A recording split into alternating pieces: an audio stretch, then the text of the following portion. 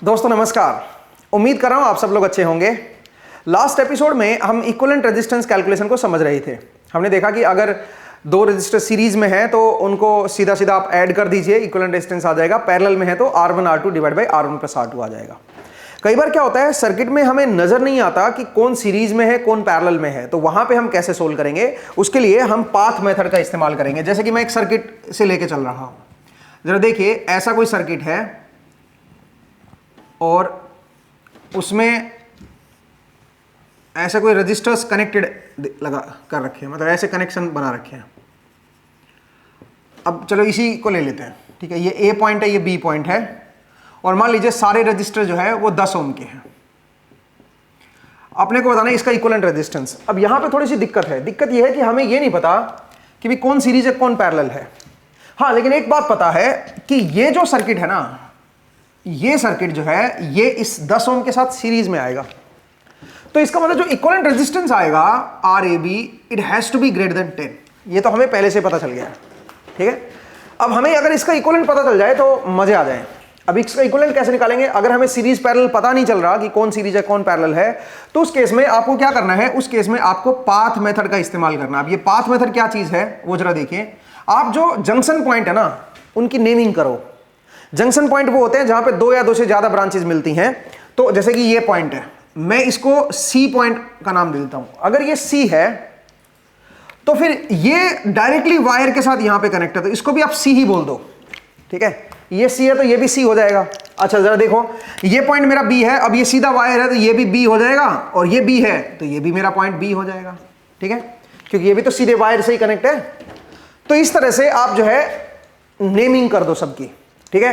एक बार नेमिंग हो गई है, उसके बाद वो रजिस्टर ढूंढो जिनके दोनों तरफ सेम नाम है। वो रजिस्टर जिनके दोनों तरफ सेम नाम है वो इक्विवेलेंट रेजिस्टेंस में पार्टिसिपेट नहीं करेगा, उसको रिमूव कर दो, ठीक है। ऐसा इसमें कोई है क्या? ऐसा कोई रजिस्टर जिसके दोनों तरफ सेम नाम हो? ऐसा तो कोई भी नहीं है यहां पे, ठीक है। तो इसका मतलब है रिमूव करने की किसी को जरूरत नहीं है। तो अब हम क्या करेंगे, सबके नाम हमने लिख दिए, सारे जंक्शन के, हर जंक्शन के नाम हो गए। अब हमें इसका सिंपल सर्किट बनाना है। अब सिंपल सर्किट कैसे बनाएंगे जरा देखिए। ए से शुरू कीजिए और ए से सबसे पहले C पे चलिए, और कौन सा रेजिस्टेंस है? 10। उसको आप लिख दो और इसको हटा दो यहां से कि इसका हमने बना लिया, तो इसको निशान लगा दो। अब आइए, अब ये जो रजिस्टर हैं ये सारे, अगर आप ध्यान से देखोगे, इसका एक तरफ C है एक तरफ B है, इसका भी एक तरफ C है एक तरफ B है, इस रजिस्टर में भी एक तरफ B है एक तरफ C है, और इसमें भी एक तरफ B है C है। तो इसका मतलब है अब मुझे आगे C से आगे चलना है, ध्यान रखिए। और कहां तक जाना है? B तक जाना है भाई। और C से B अगर मैं देखूं तो सारे के सारे ये जो रजिस्टर हैं ये C से B ही है। ये देखो, ये C से B हो गया, ये भी C से B हो गया, और ये भी C से B हो गया, एक तरफ C है एक तरफ B है, और ये भी C से B हो गया। इसका मतलब ये जो 4 रजिस्टर थे जो इक्वल वैल्यू के थे और सारे के सारे C से B थे, तो इनका जो इक्विवेलेंट रेजिस्टेंस आएगा, ये सारे इसका मतलब पैरेलल में आएंगे, सारे के सारे C से B है। इनका हर पॉइंट, एक पॉइंट C है और एक पॉइंट B है, तो इसका मतलब इनका जो स्टार्टिंग पॉइंट है वो C है और एंड पॉइंट सबका B है, तो सारे सारे पैरेलल में हो गए। और क्योंकि इनकी वैल्यू बराबर है तो इसका जो इक्विवेलेंट रेजिस्टेंस आएगा वो आएगा 10/4, क्योंकि 4 रजिस्टर थे तो इनका इक्विवेलेंट बन जाएगा 10/4, मतलब 2.5 ये और 12 ये, इसका मतलब 12.5 ओम जो है वो आपका आंसर हो जाएगा, वो आपका इक्विवेलेंट रेजिस्टेंस आ जाएगा इस सर्किट का। तो इस तरह से आपको सोल्व करना है, हर चीज को लिखना नहीं है, हर चीज को ड्रॉ नहीं करना है, कॉमन सेंस का इस्तेमाल कीजिए, 2 स्टेप माइंड में सोल्व कीजिए, तीसरे स्टेप को लिखिए। ये मैं आपको हर लेक्चर में याद दिलाता रहूंगा, जिससे आप थोड़ा फास्ट हो जाओगे। ठीक है, एक और सवाल इसके ऊपर कर लेते हैं सो दैट आपको अच्छी अंडरस्टैंडिंग बन जाए। जरा देखिए, सोचिए मेरे पास इस तरह का कोई सर्किट है, फटाफट सोल्व करते हैं भाई।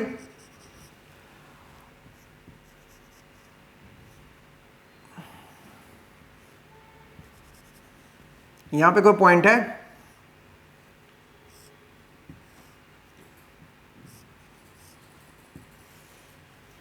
ठीक है, मान लीजिए इस तरह का कोई सर्किट है। ठीक है, ये पॉइंट है ए और ये पॉइंट है बी और सारे के सारे 10 ओम के हैं। सोचिए हमें इसका इक्विवेलेंट रेजिस्टेंस कैलकुलेट करना है। तो अब जरा देखो, यहां पे भी सेम वही परेशानी है, सीधे वायर भी हैं। ठीक है, ये सीधा वायर है, ये सीधा वायर है, ये सीधा वायर है, तो अब पता नहीं चल रहा कि कौन सीरीज है कौन पैरेलल है। तो अगेन क्या करोगे आप, नामकरण करोगे। जरा देखिए कैसे, ये पॉइंट है मेरा ए, अब यहां से यहां तक सीधा वायर लगा हुआ है तो इसको भी आप ए बोल दो। यहां से यहां तक सीधा वायर लगा हुआ है तो इसको भी आप ए बोल दो। यहां से यहां तक सीधा वायर लगा हुआ है, इसको भी आप ए बोल दो। अच्छा, यहां से यहां तक सीधा वायर है तो इसको भी आप ए बोल दो। सही है, कोई बचा तो नहीं है, ये बचा हुआ है, इसको आप बी बोल दो भाई। ठीक है, इसको नहीं, बी तो नीचे बोला हुआ ना, तो इसको सी बोल दो भाई। ठीक है, तो इस तरह से आपको नामकरण करना होगा। एक बार नामकरण हो जाए उसके बाद ये देखो कौन से रजिस्टर ऐसे हैं जिनके दोनों तरफ सेम नाम है। ये रजिस्टर देखिए, इधर भी ए है, इधर भी ए है, इसको हटा दो भाई, इसको नहीं लिखेंगे, इक्विवेलेंट रेजिस्टेंस में कोई पार्टिसिपेशन नहीं दिखाएगा ये। सिमिलरली ये वाला जो 10 है इसको भी हटा दो, ये भी कोई पार्टिसिपेशन नहीं देगा इक्विवेलेंट रेजिस्टेंस में। ठीक है, और कौन से रजिस्टर हैं जिनके दोनों तरफ सेम नाम है, और तो कोई नहीं है भाई। ठीक है, ऐसा और कोई रजिस्टर नहीं है जिनके दोनों तरफ सेम नाम हो। ठीक है, चलिए अब शुरू करते हैं। अब ए से शुरू करते हैं। तो ए से अगर मैं शुरू करूंगा तो सबसे पहले ये 10 ओम आ जाएगा, 10 ओम आ जाएगा। और ए से कहां पे आगे, सी पे, इसको लिख लिया तो इसको निशान लगा दो। ऐसा ही ये जो रजिस्टर है ये भी ए से सी है। ठीक है, देखो ना, ए से सी, एक तो ये था, ये भी ए से सी है, ये भी ए से सी है। तो 3 रजिस्टर ऐसे हो गए जो ए से सी है, ये भी ए से सी है, ये भी ए से सी है और ये भी ए से सी है। तो इसका मतलब तीनों पैरेलल में आएंगे। फिर तीनों पैरेलल में आएंगे तो इक्विवेलेंट क्या बन जाएगा, 10/3, सीधा सीधा 10/3 लिख दो भाई। ठीक है, और इन सबको तीनों को निशान लगा दो, समय बचेगा ना। हर एक को अलग अलग क्यों करें, जब सारे के सारे ए से सी है तो सबको पैरेलल में लगा दो भाई, 10/c। अब आइए जरा देखो, अब आते हैं ए से बी। ए से बी देखते हैं, क्योंकि देखो ना ये ए से बी है, ये भी ए से बी है, ये भी ए से बी है, तो ए से बी देखते हैं। तो इधर लगा दो बी और इधर है मेरा ए। ए से बी अगर आप देखोगे ये 10 ए से बी है, ये 10 भी ए से बी है और ये 10 भी ए से बी है। तो इसका मतलब 3 जो रजिस्टर है वो ए से बी है। तो क्या हो जाएगा बताओ इनका इक्विवेलेंट, इनका इक्विवेलेंट हो जाएगा 10/3। ये सारे के सारे ए से बी हैं, तो इनको हटा दे भाई। बचा क्या है, बचा कोई और है ही नहीं, बस सारे के सारे कवर हो गए, तो करने की जरूरत ही नहीं। अपने को चाहिए ए से बी के बीच का इक्विवेलेंट रेजिस्टेंस। आप बोलोगे सर ये सी तो ऐसे ओपन रहेगा, ओपन रहेगा तो इसको छोड़ दो, ये पार्टिसिपेट करेगा ही नहीं। हमें ए से बी में देखना है कि कौन सा इक्विवेलेंट रेजिस्टेंस आया है।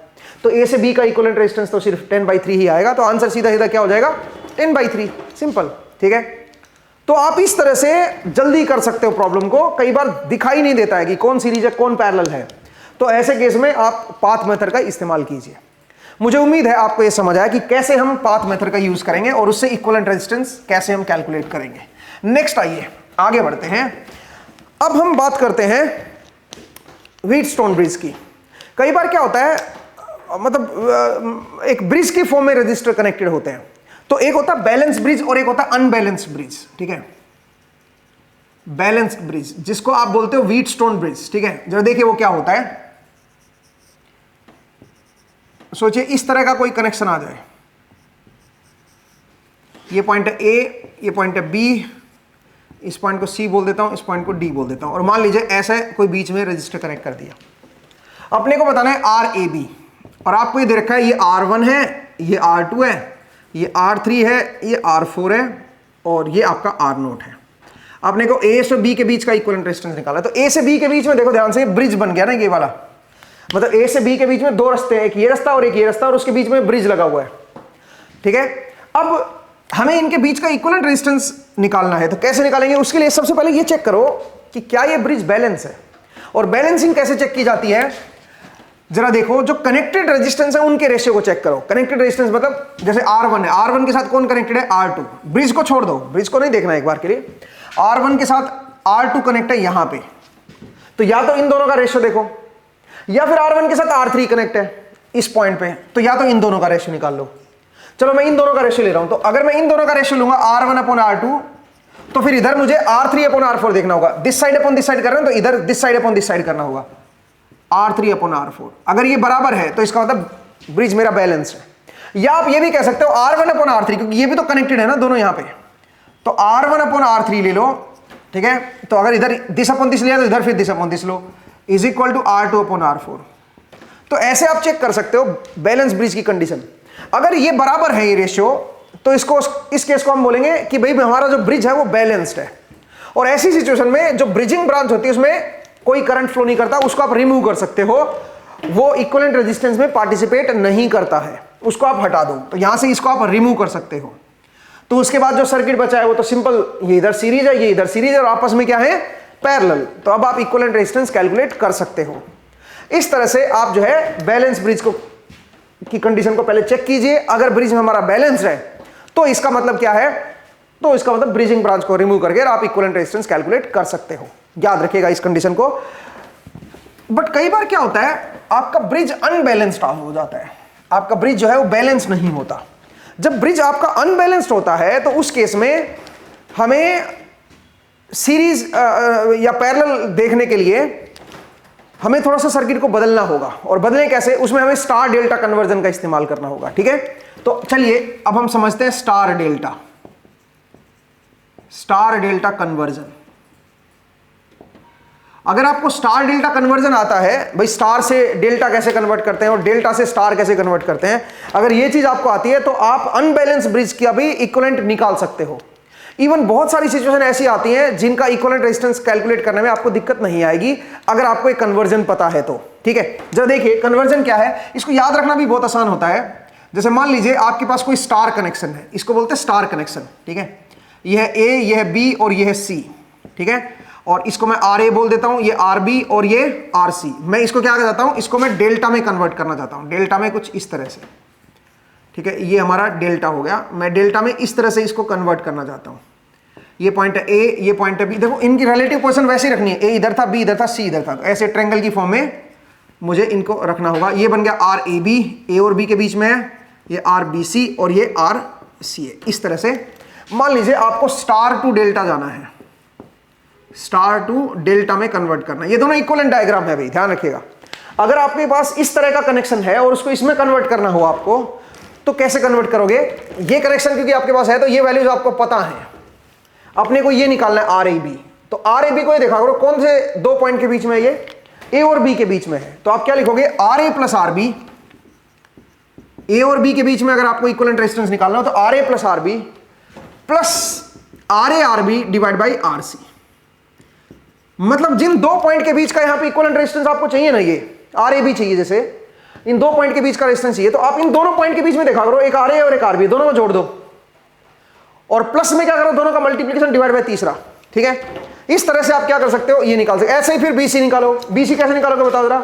बीसी निकालने के लिए बी और सी को देखो, तो R B plus R C plus R B R C divide by R A कर दो। ऐसे ही सी ए वाला निकालना हो अगर ये, तो सी और ए के बीच में एक ये रजिस्टर और एक ये रजिस्टर है, तो R C plus R C R A divide by R B कर दो। इस तरह से आप क्या कर सकते हो, ये तीनों रेजिस्टेंस निकाल सकते हो डेल्टा वाले, ठीक है, जो डेल्टा की फॉर्म में है। बट अगर मान लीजिए डेल्टा में दे रखे हो और स्टार में कन्वर्ट करना हो, तब कैसे करेंगे वो जरा देखिए। तो अगर आपको डेल्टा में दे रखे हो, ऐसे मान लीजिए तीन रजिस्टर हैं जो अपने को डेल्टा में दे रखे हैं, ये पॉइंट है ए, ये पॉइंट है बी और ये पॉइंट है सी, ठीक है। तो ये है आर ए बी, ये है आर बी सी और ये है आर सी ए। मान लीजिए डेल्टा में दे रखे हैं और अपने को क्या कन्वर्ट करना है, इसको स्टार में करना है, अपने को ऐसे स्टार में करना है, ठीक है। तो जो पोजीशन है ए बी सी की वो वही रखनी पड़ेगी, ए इधर है, बी इधर है, सी इधर है, तो इसको बी बोल देते हैं, इसको सी बोल देते हैं। ये आर ए, ये आर बी एंड ये आर सी। अब आर ए को कैसे कैलकुलेट करेंगे भाई, यहाँ पे अगर ये गिवन है, इस बार ये गिवन है भाई, ठीक है, अपने को ये निकालना है, आर ए की वैल्यू निकालनी है। तो आर ए कहां से कनेक्ट है, ए पॉइंट से। अब यहां पे देखो ए पॉइंट से दो रजिस्टर कनेक्ट है, ठीक है, ये दो कनेक्ट है, हालांकि ये पैरेलल नहीं है, कोई बात नहीं, दोनों इस जगह पे कनेक्ट है। तो इन दोनों का प्रोडक्ट ले लो डिवाइड बाय तीनों का सम, ठीक है। तो जो दो रजिस्टर कनेक्ट है उन दोनों का मल्टीप्लिकेशन ले लो, R A B into R C A divide by R A B plus R B C plus R C A. इस तरह से आप जो है आर ए की वैल्यू कैलकुलेट कर सकते हो। ऐसे ही फिर आप आर बी कैलकुलेट कर सकते हो। आर बी कैसे कैलकुलेट करोगे? आर बी कहां से कनेक्ट है? बी से, और यहां पे बी से दो कनेक्ट है ये वाले, इन दोनों का मल्टीप्लिकेशन डिवाइड बाय तीनों का सम। ऐसे फिर आरसी जो है वो यहां से कनेक्ट है, तो इन दोनों का प्रोडक्ट डिवाइड बाय तीनों का सम।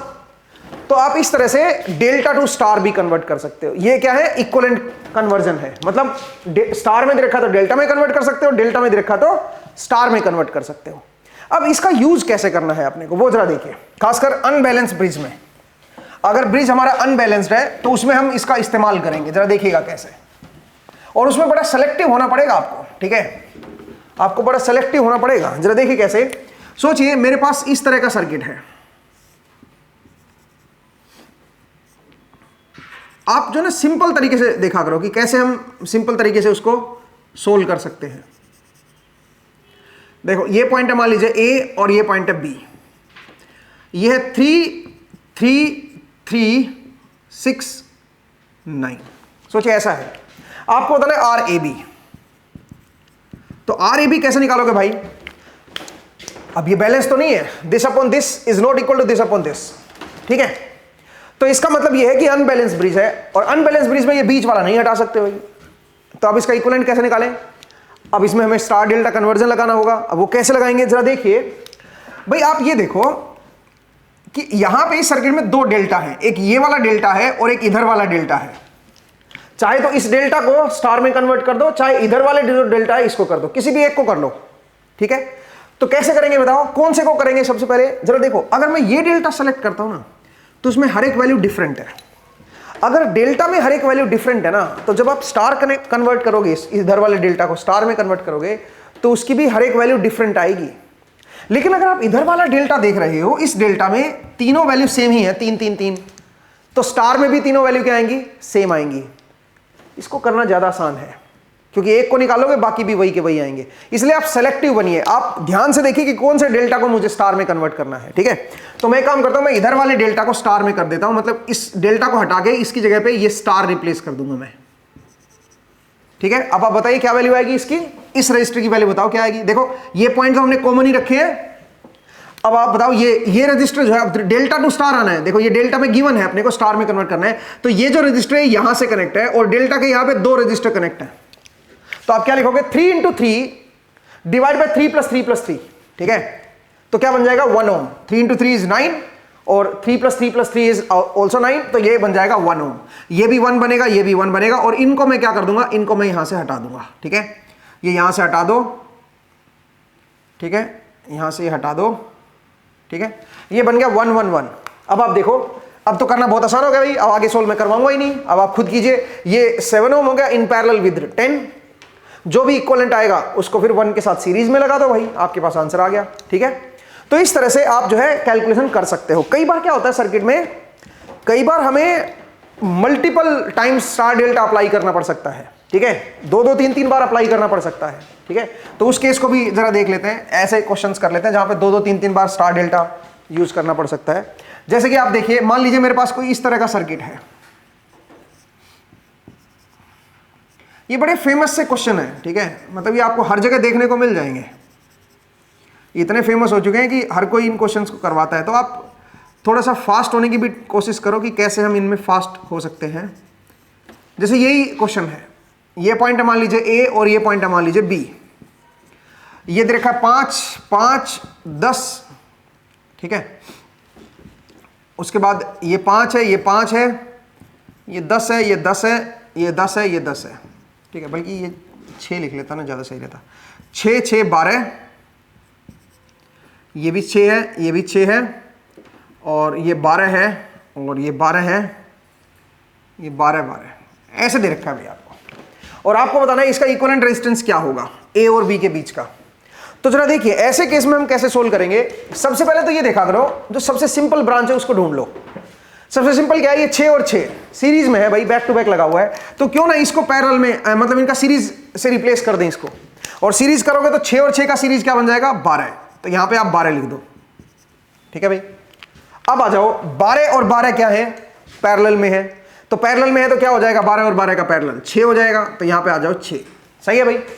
तो यहां तक मुझे लगता है कि किसी को कोई ऐतराज नहीं होगा। अब जरा देखो, अब इससे आगे कैसे करें। इससे आगे यहाँ पे 3 डेल्टा मुझे नजर आ रहे हैं। तो यहाँ पे कोई ये नहीं कह सकते हो आप, जरा ध्यान से देखो, बहुत सारे स्टूडेंट ये सोचते हैं कि 12/12 इज इक्वल टू 6/6। तो सर ये तो ब्रिज बन गया और ये तो बैलेंस ब्रिज बन गया, तो इसको छोड़ देता हूं मैं। गलत कर दोगे भाई, ये नहीं करना है। क्यों? क्योंकि ये ब्रिज नहीं है। क्यों नहीं है ब्रिज? बिकॉज देखो इस पॉइंट पे एक और कनेक्शन लगा दिया है।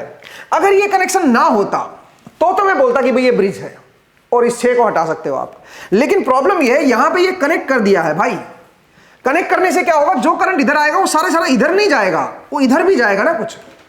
इसलिए अब हम इसको ब्रिज नहीं बोलेंगे। कहीं आपको लगे कि ये बैलेंस ब्रिज बन गया सर, ये तो ये ब्रिज नहीं है भाई। इसको ध्यान से देखिए, इसमें गलती नहीं करनी है।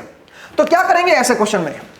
ऐसे क्वेश्चन में आप डेल्टा देखो, ये ऊपर एक डेल्टा है, एक बीच में एक डेल्टा है और एक ये डेल्टा है। तो अब सवाल ये है कि 3 डेल्टा मुझे नजर आ रहे हैं, कौन से डेल्टा को मैं स्टार में कन्वर्ट करूं? देखा जाए तो इस डेल्टा को स्टार में कन्वर्ट करना ज्यादा आसान है, क्योंकि 6 6 6 ये ज्यादा आसान है। बट क्या इसको कन्वर्ट करने से हमारी प्रॉब्लम सोल्व हो जाएगी? चलिए करके देखते हैं। तो इसकी जगह पे अगर मैं 3 3 3 कर दूं, मतलब अगर मैं इसको कन्वर्ट करूंगा तो ये कितना बनेगा पहले बताओ? तीनों बराबर आएंगे। 6 गुना 6 डिवाइड बाई 6 प्लस 6 प्लस 6, ठीक है। तो आई थिंक 2 ओम आ जाएगा, ये 2 ओम आ जाएगा यहाँ पे, ये 2 और ये 2, और ये जो 6 है ये हट जाएगा। ये 6 को हटा दो, इसकी जगह पे इसका स्टार हमने रिप्लेस कर दिया। अब ये देखो कि क्या इससे प्रॉब्लम सोल्व हुई हमारी। अब ये ब्रिज बन गया है। ध्यान से देखो, देखो इधर 12 है, इधर 12 प्लस 2 14 है, और इधर भी 14 है और इधर 12 है। इसका मतलब बैलेंस ब्रिज बन गया है। ध्यान से देखिए, अब ये जो है ये दोनों सीरीज में आ गए हैं। कितना? 12 और 2 14 ये, और 12 और 2 14 ये, ठीक है। और अब देखो, अब ये ब्रिज बन गया है। 12 डिवाइड बाई 14, 12 डिवाइड बाई 14, और इधर भी 12 डिवाइड बाई 14। तो बीच वाला जो रजिस्टर ये हट जाएगा 2 ओम का। अब तो बहुत आसान हो गया भाई प्रॉब्लम। तो आप देखिए, 2 डेल्टा को चेंज करने की जरूरत नहीं पड़ी, एक ही डेल्टा को चेंज करने से हमारा प्रॉब्लम सोल्व होगी। बट कई बार क्या होता है, कई बार ये होता है कि यहां पे सिचुएशन ऐसी आ जाती है। जरा देखो, मतलब मैं थोड़ा सा सिंप्लीफाई कर देता हूं इसको।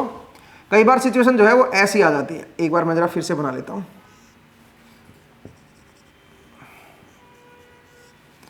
देखिएगा, कई बार क्या होता है, इसको कन्वर्ट करने के बाद भी जो ब्रिज बनेगा वो बैलेंस नहीं बनता है, फिर से हम फंस जाते हैं। इस पर्टिकुलर क्वेश्चन में तो आप बच गए, ठीक है। ये 12 था, ये भी 12 था, ये भी 12 था, ठीक है। ये 6 था, ये 6 था। मान लीजिए ये 10 आ गया। अब आप फंस जाओगे।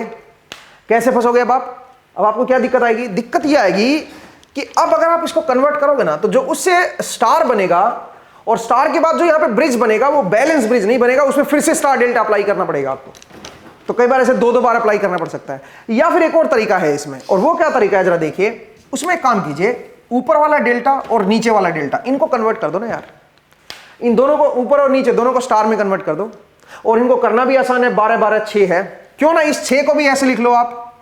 अगर आप थोड़ा सा स्मार्ट गेम खेलो तो यहां पे 12 और एक और 12 लगा दो यहां पे। सिमिलरली इस 6 को भी ऐसे ही कर लो, एक 12 लगा दो और एक और 12 लगा दो, ठीक है। समझ आया भाई? आप बोलोगे सर इसका क्या फायदा है? देखो 12 12 6 बन गया, 12 12 6 बन गया। आप बोलोगे इसका क्या फायदा है? इसका फायदा ये है कि ऊपर वाला जो डेल्टा है ना, उसमें सारी वैल्यू इक्वल हो जाएंगी। और कितनी होंगी बताओ जरा? 4 4 4, ठीक है। तो अगर मैं इसको रिप्लेस कर दूं इसके स्टार से, तो यहां पे 4 ये आएगा, 4 ये आएगा और 4 ये आएगा। 4 4 4। सिमिलरली ये देखो 12 12 12 है, तो इसको रिप्लेस कर देता हूं 4 4 4 से, ठीक है। देखिएगा यहां पे हमारे पास 4, ये भी मेरे पास 4 और ये भी मेरे पास 4, ठीक है। 4 ये और 4 ये, ठीक है भाई। आप इस तरह से इसको कन्वर्ट कर सकते हो। एक बार जरा देखिए। लेकिन क्या ऐसा करने से प्रॉब्लम सॉल्व हुई? जरा सोचो। कई बार इस तरह से प्रॉब्लम आसान हो जाती है, बट हर केस में नहीं होगी। मैं आपको बताता हूं, जैसे इस पर्टिकुलर केस में देखोगे तो इस केस में ज्यादा प्रॉब्लम हमारी फायदे में हुई नहीं, हम ज्यादा फायदे में नहीं निकले। लेकिन इससे एक आइडिया लग गया मुझे। क्या आइडिया लग गया जरा देखिए भाई। ये 4 है और ये 4 है, तो इसका मतलब, और उसके सीरीज में ये भी रेजिस्टेंस है। इसका मतलब मुझे ये आइडिया लग गया कि जो RAB होगा वो ग्रेटर देन होगा 8 ओम। 8 ओम से तो 100% बड़ा आएगा भाई। ये मुझे पता चल गया, ठीक है। ये तो मुझे पता चल गया। तो ऑप्शन में अगर कोई ऐसा आंसर दे रखा है जो 8 से बड़ा है और बाकी सारे 8 से छोटे हैं, तो 8 से बड़े वाले पे जाइए। दूसरी बात, आप बोलोगे सर ठीक है 8 से बड़ा तो मुझे समझ आ गया कि 8 से बड़ा होगा, लेकिन 8 से बड़े तो कई सारे ऑप्शन हो सकते हैं ना। अब हमें कैसे पता चलेगा कि कौन सा ऑप्शन करेक्ट है 8 से बड़ा? तो उसके लिए आप ये देखा करो कि भाई इसका इक्विवेलेंट रेजिस्टेंस क्या पॉसिबल है, क्या आ सकता है इसका इक्विवेलेंट रेजिस्टेंस, कितना इसका इक्विवेलेंट रेजिस्टेंस पॉसिबल आ सकता है। तो उसके लिए आप थोड़ा बहुत आइडिया लगा सकते हो कि भाई इक्विवेलेंट रेजिस्टेंस जो आएगा वो कितना पॉसिबल हो सकता है। जरा देखिए, ये जो 4 ओम है और ये जो 4 ओम है, ठीक है, और इधर से 4 ओम और इधर से 4 ओम, उसके बीच में ये डेल्टा लगा हुआ है, ठीक है। तो अगर मैं इस डेल्टा को भी कन्वर्ट करके देखूं तो थोड़ा बहुत मुझे आइडिया लग जाएगा कि भाई इसका इक्विवेलेंट रेजिस्टेंस क्या आ सकता है। हालांकि अभी मुझे एग्जैक्टली नहीं पता, बट मैं आइडिया से थोड़ा बहुत दिमाग लगा के देख सकता हूं कि किस रेंज में ये आएगा, ठीक है, किस रेंज में ये बनेगा। और मैं थोड़ा बहुत अगर आइडिया दूं तो एक कॉमन सेंस मेरी ये कहती है कि अगर ये यहां पे कनेक्ट ना हुआ होता 1 मिनट के लिए तो 8 ये बनता, और इधर वाला जो रेजिस्टेंस है वो कुछ डिफरेंट बनता, 8 से 8 और 10 में भी मतलब ज्यादा ही होता। तो जब मैं इसका पैरेलल लूंगा ना तो 8 और उसके पैरेलल में ये वाला अगर मैं मान भी लूं 1 मिनट के लिए पैरेलल, तो इक्विवेलेंट रेजिस्टेंस 8 से तो कम ही आएगा इसका, ठीक है। तो ये 4 है, ये 4 है, और इसकी वैल्यू 8 से कम अगर आ रही है, ऐसे अगर मैं सोच लूं तो मेरे पास एक रेंज आ जाएगी आंसर की कि इस रेंज में आंसर आना चाहिए। और ये रेंज जानना बहुत जरूरी है, क्योंकि कई बार क्वेश्चन जो है ना आपसे सोल्व नहीं होता है, लेकिन आपको एक आइडिया लग जाता है कि भाई इस रेंज में आंसर आएगा, तो आप जो है ना उसी रेंज वाले ऑप्शन को क्लिक कर देते हो।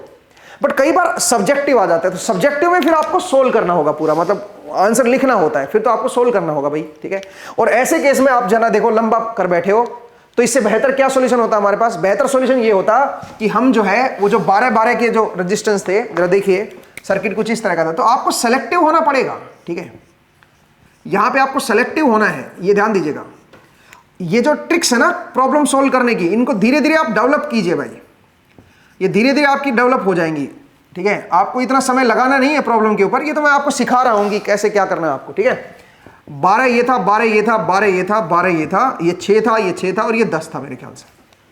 तो ऐसी में हमने देखा कि इसको करने से कुछ बात बन नहीं रही है हमारी, ठीक है, बीच वाले को करने से। दूसरा, फिर इनको भी अलग अलग करने से कोई फायदा नहीं हो रहा, बीच में एक डेल्टा स्टिल रह जाता है और वो डेल्टा भी बैलेंस नहीं है। तो फिर बेहतर यह कि इसको आप क्या कर लो, ऊपर वाले को स्टार में कन्वर्ट कर लो, क्योंकि ऊपर वाले में 2 कॉमन है ना, एक अलग है। तो जो इसका स्टार आएगा वही इसका भी स्टार बनेगा, क्योंकि ये भी 12-12 6 है, ये भी 12-12 6 है। तो अंदर वाले को कन्वर्ट करने की बजाय ये कन्वर्ट करो, ऊपर वाला ऐसे ले आओ, ठीक है, ये आ गया, और इसको हटा दो, ठीक है भाई, इसको हटा दो, देखो आसान हो जाएगा इससे प्रॉब्लम, ठीक है। ऐसे ही यहां पे आ जाओ, यहां पे भी आप जो है ऐसे ऐसे और ऐसे आ जाओ, ठीक है, इसको हटा दो, देखो कितनी आसान होगी प्रॉब्लम। तो डेल्टा में कन्वर्ट करते ही अब आपके लिए प्रॉब्लम बहुत आसान होगी, अब तो आप सोल्व कर सकते हो भाई इसको इजीली, ठीक है। फिर तो बहुत ही आसान प्रॉब्लम है, ये सीरीज है और ये सीरीज है, और उसके बाद ये और ये पैरेलल में आ गए, तो प्रॉब्लम ही बहुत इजी होगी। बस आपको ऊपर वाला डेल्टा और नीचे वाला डेल्टा को कन्वर्ट करना था स्टार में। तो इसका मतलब आपको सेलेक्टिव होना पड़ेगा, ठीक है। आपको ये देखना पड़ेगा कि कैसे मैं प्रॉब्लम को अप्रोच करूं कि मेरी प्रॉब्लम जो है वो आसान हो जाए। जो स्टार डेल्टा कन्वर्जन आप लगा रहे हो उसको थोड़ा सा ध्यान से लगाइएगा, ठीक है। मुझे उम्मीद है आपको ये समझ आया। अब चलिए आगे बढ़ते हैं। तो ये थी भाई स्टार डेल्टा कन्वर्जन को थोड़ा सा मैंने रिवाइज करा दिया है, और इससे थोड़े से जो मेन पॉइंट्स थे वो मैंने आपको बता दिए हैं। इनको आप ध्यान रखिएगा और देखिएगा कि PYQ जब हम सोल्व करेंगे तो उसमें किस तरह की प्रॉब्लम्स हमसे पूछी जा रही हैं इक्विवेलेंट रेजिस्टेंस पे, वो भी हम देखेंगे। तो अब एक स्टेप आगे बढ़ते हैं और अब हम बात करेंगे equivalent resistance of infinite ladder. अब इनफाइनाइट लैडर का इक्विवेलेंट रेजिस्टेंस कैसे कैलकुलेट किया जाता है, जरा देखिए। सोचिए मेरे पास कोई इस तरह की लैडर है। कई बार क्या होता है, ऐसे आपको इनफाइनाइट लैडर दे देते हैं और उसका आपको इक्विवेलेंट रेजिस्टेंस कैलकुलेट करना होता है, ठीक है। ऐसे मान लीजिए कोई लैडर दे दी है, ये पॉइंट है A और ये पॉइंट है मान लीजिए B, और ये है अप टू इनफाइनाइट 2 4 2 4 2 4 ऐसे ऐसे मान लीजिए आपको दे रखा है, ठीक है। और ये अप टू इनफाइनाइट दे रखी है भाई। अब हमें इसका इक्विवेलेंट रेजिस्टेंस कैलकुलेट करना है। तो इसका इक्विवेलेंट रेजिस्टेंस कैसे हम कैलकुलेट करेंगे उसको जरा समझते हैं।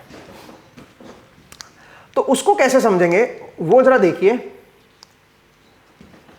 अगर मैं आपसे ये बोलूं कि भाई आइडिया आपको लगाना है सबसे पहले, तो आइडिया क्या कहता है? आइडिया ये कहता है कि भाई देखो ये 2 तो पहले ही सीरीज में आ गया, यहां से यहां तक 2 तो कवर हो ही गया, तो इसका मतलब जो इक्विवेलेंट रेजिस्टेंस होगा वो तो मुझे पता चल गया कि वो ग्रेटर देन 2 तो होगा, 2 से तो बड़ा होगा। उसके बाद ये जो 4 ओम है उसके साथ ये जो इसका जो इक्विवेलेंट रेजिस्टेंस आएगा वो इसके पैरेलल में लगेगा 4 के साथ यहां पे। तो इसका मतलब ये 2 तो यहां पे आ ही गया और ये 4 यहां पे है, और इन दोनों के बीच में जो इसका इक्विवेलेंट रेजिस्टेंस आएगा वो यहां पे हम कनेक्ट करेंगे। अब ये दोनों पैरेलल में है और पैरेलल में जो इक्विवेलेंट रेजिस्टेंस होता है उसकी जो वैल्यू आएगी, इन दोनों की जो इक्विवेलेंट बनेगा उसकी जो वैल्यू आएगी वो इंडिविजुअल से छोटी आएगी। हालांकि मुझे इस इंडिविजुअल की तो वैल्यू पता नहीं ना, यहाँ पे मुझे इसकी वैल्यू पता नहीं, बट मुझे ये पता है कि जो भी इनका इक्विवेलेंट आएगा वो 4 से तो छोटा ही आएगा, ठीक है, क्योंकि इसकी वैल्यू तो पता है ना भाई।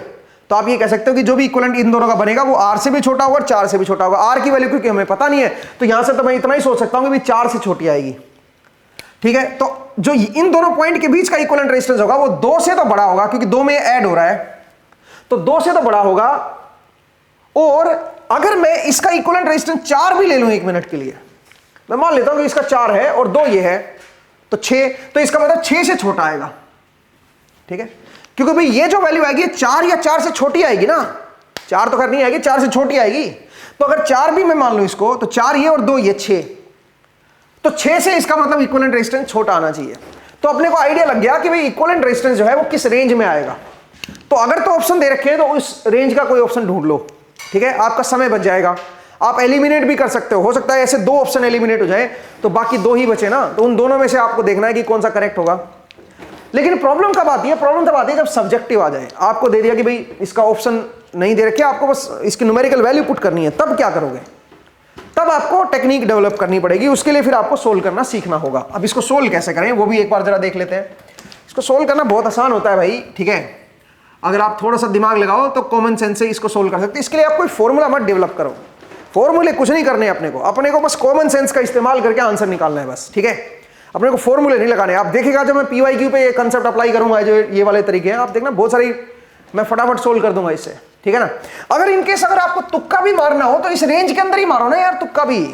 सोचिए न्यूमेरिकल एग्जाम आ गया, न्यूमेरिकल क्वेश्चन आ गया, अब आपको न्यूमेरिकल वैल्यू फीड करनी है, तो ऐसी वैल्यू फीड करो ना जो इसके बीच में कोई हो, ठीक है, इस रेंज में कोई हो, तभी तो आपके पॉसिबिलिटी है कि आपका आंसर करेक्ट आएगा, ठीक है। तो चलिए जरा देखते हैं भैया अब इसमें कैसे करें। अब क्योंकि ये इनफाइनाइट लेटर है, तो इनफाइनाइट लेटर है तो आप एक काम करो, इसका इक्विवेलेंट मान लिया करो कि भाई x है इसका इक्विवेलेंट।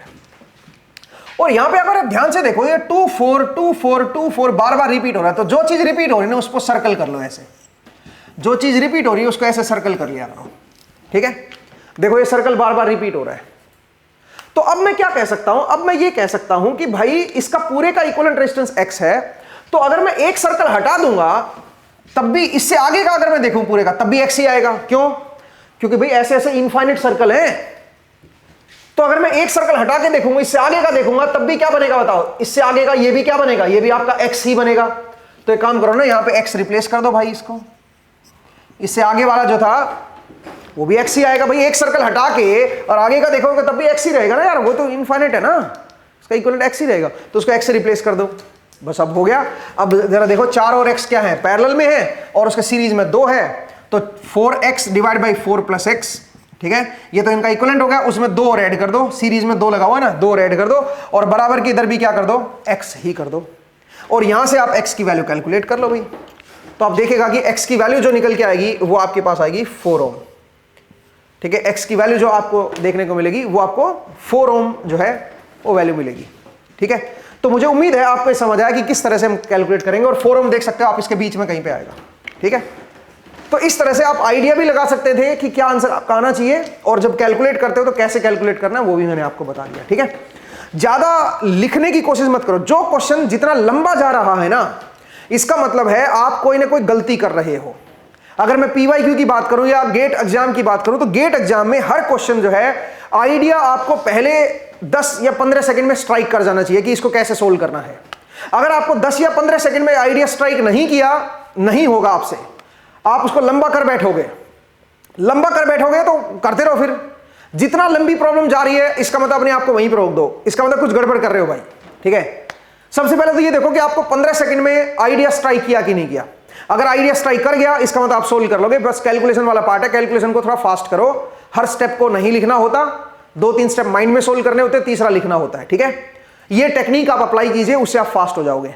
तो मैंने आपको इनफाइनाइट लेटर के केस में बताया, क्योंकि आज का समय हो गया है। अगले एपिसोड में जब आपसे मुलाकात होगी तो हम इनफाइनाइट लेटर से ही कंटिन्यू करेंगे, और एक और लेक्चर मैं दूंगा इक्विवेलेंट रेजिस्टेंस पे, क्योंकि ये काफी इंपॉर्टेंट टॉपिक है और इसमें सिमेट्री रिलेटेड प्रॉब्लम्स भी आती हैं, उनको भी देखेंगे। और इनफाइनाइट लेटर के भी और भी 2-3 टाइप होती हैं, उनको भी एक बार जरा देख लेते हैं।